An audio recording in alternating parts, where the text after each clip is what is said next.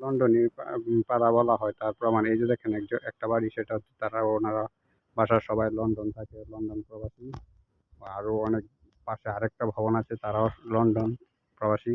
আমি যে ভবনে দাঁড়িয়ে আছি সেই ভবনটার মালিকও লন্ডন থাকে, তারা ফ্যামিলি সবাই লন্ডনে থাকে।